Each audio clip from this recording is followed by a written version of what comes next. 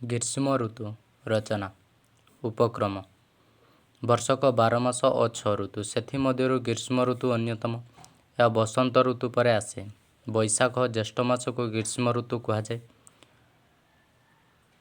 ଭାରତ ଏକ ଗ୍ରୀଷ୍ମ ପ୍ରଧାନ ଦେଶ ହୋଇଥିବାରୁ ଏହି ଋତୁ ଅନେକ ଦିନ ଧରି ଏଠାରେ ଅନୁଭୂତ ହୋଇଥାଏ। ବର୍ଣ୍ଣନା।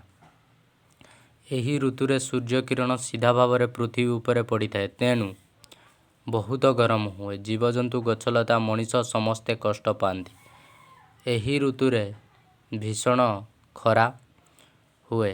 ନଦୀ, ନାଳ, ପୋଖରୀ ଆଦି ପାଣି ଶୁଖିଯାଏ। ତେଣୁ ଚାରିଆଡ଼େ ପାଣିର ଅଭାବ ଦେଖାଦିଏ।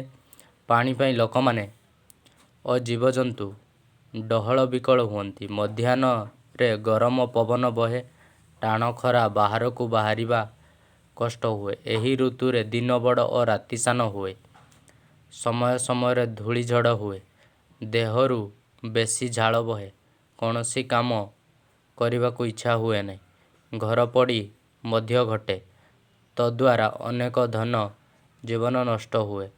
ଲୋକମାନେ ଗରମରୁ ରକ୍ଷା ପାଇବା ପାଇଁ ବିଜୁଳି ପଙ୍ଖା, କୁଲର ଏବଂ ଏସି ଆଦି ବ୍ୟବହାର କରନ୍ତି। ଏହି ସମୟରେ ଥଣ୍ଡା ଜିନିଷ ଖାଇବାକୁ ଓ ଥଣ୍ଡା ପାଣି ପିଇବାକୁ ଭଲ ଲାଗେ। ଏହି ଋତୁରେ ଦୀର୍ଘଦିନ ପରି ସ୍କୁଲ, କଲେଜ ଓ କୋର୍ଟ କଚେରୀ ବନ୍ଦ ରୁହେ। ଏହି ଋତୁରେ ଆମ୍ବ, ପଣସ, ସପୁରୀ, ସେପଟ, ଖଜୁରୀ ଆଦି ଫଳ ପାଚେ ଏବଂ ମଲ୍ଲୀ, ଚମ୍ପା, ମାଳତୀ, ବଉଳ, ନାଗେଶ୍ୱର ଆଦି ସୁବାସିତ ଫୁଲ ଫୁଟେ। ବହୁ ପରିଶ୍ରମ କରି କୃଷକମାନେ ବାଡ଼ି ବଗିଚାରେ ବାଇଗଣ, ଭେଣ୍ଡି, ଟମାଟୋ, କଲରା ଓ ପୋଟଳ ଆଦି ପନିପରିବା ଚାଷ କରନ୍ତି। ପର୍ବପର୍ବାଣି। ଅସହ୍ୟ ଉତ୍ତାପ ସତ୍ତ୍ୱେ ଗ୍ରୀଷ୍ମ ଋତୁରେ ପର୍ବପର୍ବାଣି ପଲ୍ଲୀ ଜୀବନକୁ ସରସ ଓ ମଧୁମୟ କରିଥାଏ। ଅକ୍ଷୟ ତୃତୀୟା, ରଜ, ସ୍ନାନପୂର୍ଣ୍ଣିମା, ନେତ୍ରଯାତ୍ରା, ପଣା ସଂକ୍ରାନ୍ତି, ସାବିତ୍ରୀ ଅମାବାସ୍ୟା ଇତ୍ୟାଦି ଏହି ଋତୁରେ ପ୍ରଧାନ ପର୍ବ। ଏହି ପର୍ବଗୁଡ଼ିକ ଉତ୍କଳ ପୁରପଲ୍ଲୀରେ ମହା ସମାରୋହରେ ପାଳିତ ହୋଇଥାଏ। ଉପସଂହାର ବା ଶେଷ କଥା।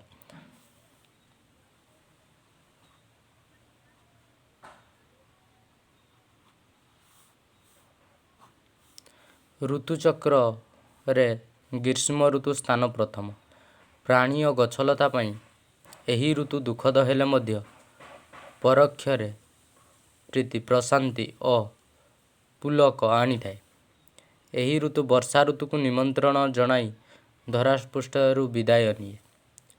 ଅସହ୍ୟ ଗ୍ରୀଷ୍ମ ପ୍ରବାହ ସତ୍ତ୍ୱେ ବିଭିନ୍ନ ପର୍ବପର୍ବାଣି ତଥା ଫୁଲ ଫଳର ବହୁଳତା ପଲ୍ଲୀ ଜୀବନକୁ ସରସ, ସୁନ୍ଦର ଓ ମଧୁମୟ କରିଥାଏ।